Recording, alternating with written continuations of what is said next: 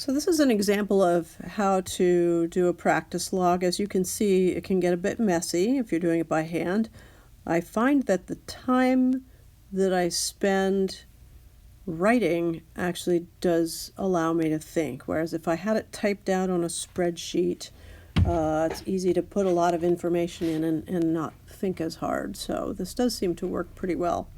So on this Thursday, I had set myself a 4-hour goal, and I knew that I wanted to try to get to everything on this day. So I had chosen an amount of time for each piece that I thought was just barely sufficient to cover the most important things on those.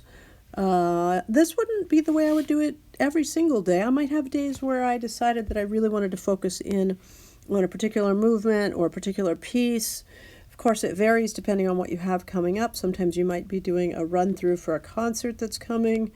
You could also break your music into sections. Here I have listed movements, 2 movements of Bach, 3 or 4 movements of Beethoven, 4 movements of Debussy.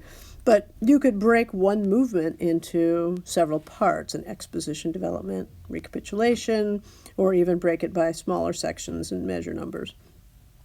But basically, I want to plan out my practice so that I'm coming up to somewhere close to my goal. Maybe leave a little cushion in there in case there's some extra time. So I've set my goal, kind of figured out how I'm going to hopefully divide things more or less, and this is all just an approximation. And once I've got that done, then I just start practicing, and you can do this however you like. I like to start with whatever is front of mind for me. Usually that's the thing that needs the most work and that I'm most concerned about.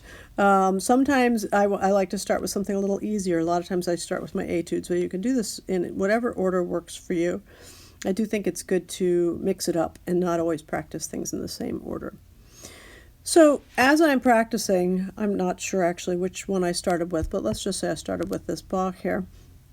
Before I start, I have my 20-minute goal, and I'm going to write some goals in this column. So these are cryptic notes because they're notes to myself, but this means I'm aiming for a tempo of 135 or higher. I have some X's marked in my music on measures that are particularly tricky. It's a tangly Bach piece that the fingering has to be just right, or it can slip away really easily. So I have a lot of bright colored marks in my music of things that are tricky. Rather than playing beginning to end, I try to hit those spots first. And then I actually was going to try to do a recording or play along with a recording or make a recording. I'm not sure what I was doing that day.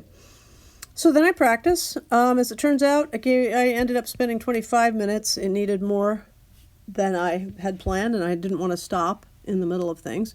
But I went ahead and finished what I felt was a good practice session. And then I put my results. And this is a really important part because this feeds your next day. So this lets me know that I hit 137. I had a little insight about leading with my left hand. So I made a note of that. And then I just put that I did do those X spots. I made sure I did those. Worked on the third movement of the Beethoven. I reminded myself to start at measure 57 because there were some issues there. And I know that I was working on voicing and singing. And then again, these are cryptic notes to myself about how it went after I spent that 10 minutes.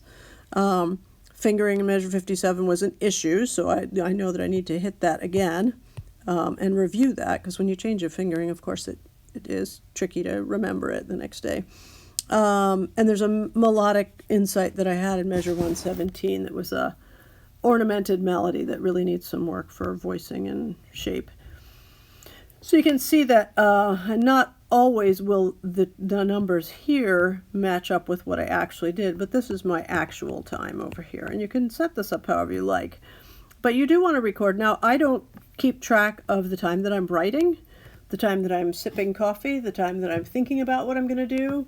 I try to just keep track of the time when I'm actually completely involved in my practicing, and that feels more realistic to me because it's easy to burn time and not realize that you haven't done as much as you thought you did. So this is the same page, and this is after a day. It looks like I didn't make my goal, but I did get finally up to almost 3 hours that day. And there were a couple of things I didn't get to at all. This second movement, the new piece that I'm doing. So I just have my notes here under results to remind me the next day when I sit down what I need to work on. So when I write this page out again the next day on Friday, and I'm looking at the Bach, I'm going to go, oh, okay, I had it up to 70. It was okay at that tempo, so I shouldn't try faster. This needs more just means this needs more work. And that's a reminder for me to not underestimate. Here's another one. Don't underestimate how hard this is, because it doesn't seem like it's a really hard movement, but it actually really is. It's subtly hard. This one needs more technical practice. This one's getting better. Notes to myself, I felt like I had a leaky brain. I don't know. That was just a rough concentration day. And usually I concentrate really well, but I just didn't feel like I was up to my usual.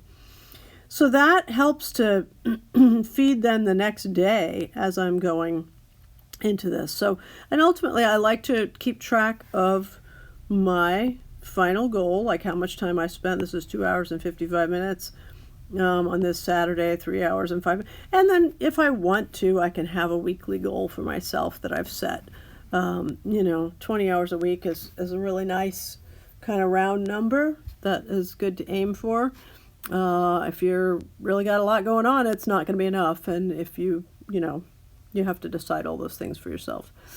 But that's the idea behind the practice log. So a couple of key things. One is get your estimates in line first. Set your goal for each piece as you're about to practice it. Make sure you put your results over here somewhere so that you can copy that onto the next day. And then your actual time that you've practiced should go here, and you should total that up so you know what you've done. Hope that's helpful.